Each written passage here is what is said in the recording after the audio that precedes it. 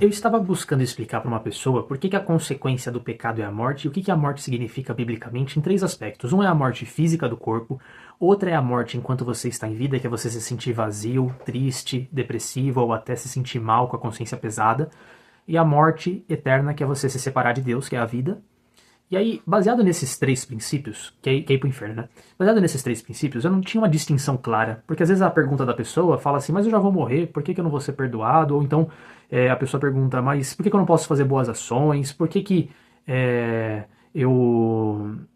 enfim, esse tipo de pergunta. Aí eu falei assim, cara, às vezes eu percebo que essa pergunta sobre a morte, ela é um pouco complexa, porque ela entra em três aspectos diferentes. Céu ou inferno, que é depois da vida, morte que você recebe pelos seus pecados enquanto você está vivo, que é aquela sensação de vazio, e a morte que a gente vai ter do corpo físico. Eu falei, bom, deixa eu distinguir para a pessoa que é leiga ou que está escutando o evangelho. O que eu expliquei? Eu expliquei assim, que a consequência de você fazer o pecado, que é basicamente desrespeitar as regras e as leis de Deus, que é o criador da vida, aquele que dá vida para nós, é você receber a morte.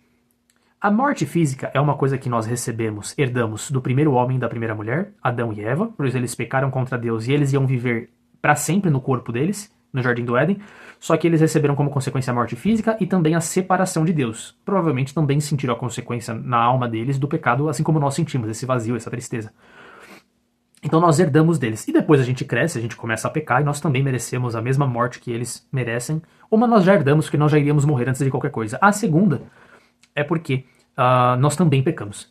Aí quando nós estamos vivendo, nós pecamos muitas vezes, mentimos, desejamos sexualmente, desobedecemos pai e mãe, e nossa consciência ela vai se sentindo mal, ela vai se sentindo pesada, nós se sentimos vazios, e tudo isso é o que representa a morte, é o que representa o pecado quando nós estamos vivos.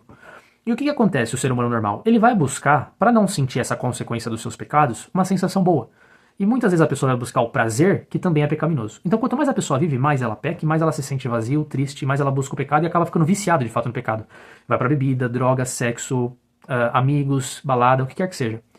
E essa pessoa, ela se sente vazio, usa do pecado, tem uma sensação boa, tem um prazer momentâneo, mas depois ela volta a se sentir vazio, cada vez ela se sente, mesmo estando vivo, ela se sente morto por dentro. Por que Jesus é a solução?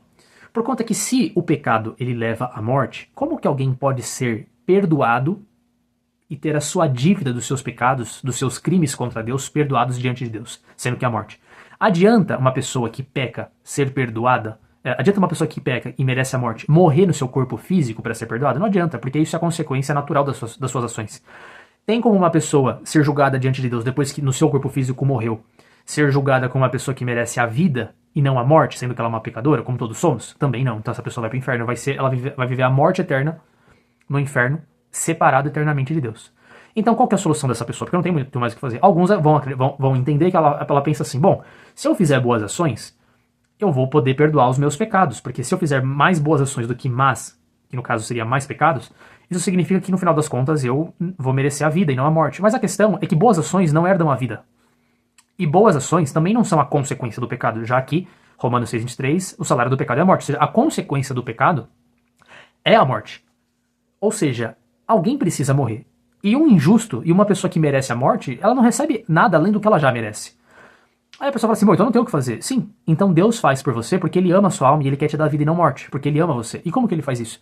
Ele oferece a si próprio, por meio do seu Filho Jesus Cristo, que não tinha nenhum pecado e não merecia a morte, e Ele entrega a sua vida, porque por meio de Jesus, a pessoa ela tem a vida e ela não tem a morte. Então quando muitas pessoas, quando se convertem, elas aceitam Jesus, elas recebem vida no lugar da morte. Elas mereciam a morte pelos seus pecados, mas aceitando Jesus como seu Salvador, aquele que morreu pelos seus pecados, e essa pessoa se arrependendo dos seus pecados, ela tem a consequência dos seus pecados perdoado. O que não vai deixar de acontecer? A morte física. A morte física, de fato, é uma consequência que vai acontecer para todas as pessoas. Então a morte física continua sendo morte. No entanto, em vida, a pessoa ela se sente por dentro, na sua alma, vivo. Então a sua consciência fica leve, no seu coração ela passa a sentir uma paz, o vazio que ela sentia, essa separação de Deus, que nada preenchia com qualquer coisa dessa terra que ela conquistasse. Ela sente uma paz no coração que é preenchida por meio de Jesus, e Deus envia o seu Espírito, que é o Espírito Santo, para habitar dentro de nós. Percebe? E essa pessoa, se ela morrer nessa condição, crendo em Jesus, com o seu Espírito, o Espírito de Deus, o Espírito Santo, habitando dentro dela, o que vai acontecer? Quando ela for ser julgada por Deus, mesmo que essa pessoa, pelos seus pecados, merece a morte, por meio de Jesus, essa pessoa vai receber vida e vai receber vida eterna para morar com Deus eternamente depois da sua morte física, na sua alma, percebe?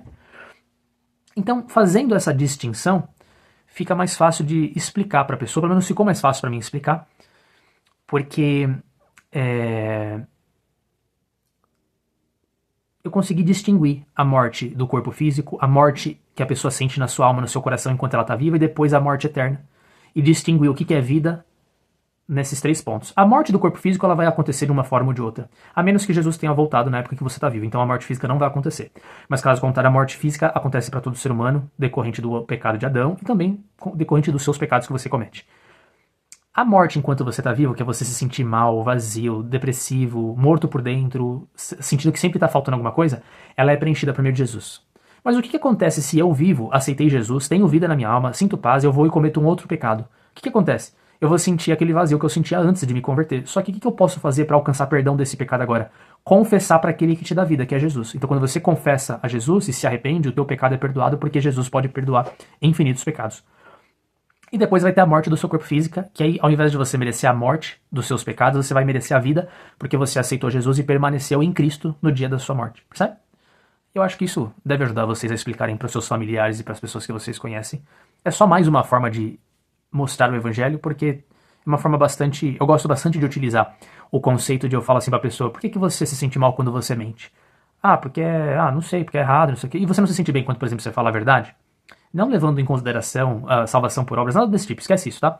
Mas estou falando, eu demonstro o que uma ação, como falar a verdade, faz ela se sentir bem, e por que uma ação como um pecado faz ela se sentir mal. Então eu explico pra ela que não importa o que ela pense, o pecado, ele vai sempre fazer a pessoa se sentir dessa forma. E quanto mais ela viver e mais ela pecar, pior ela vai se sentir.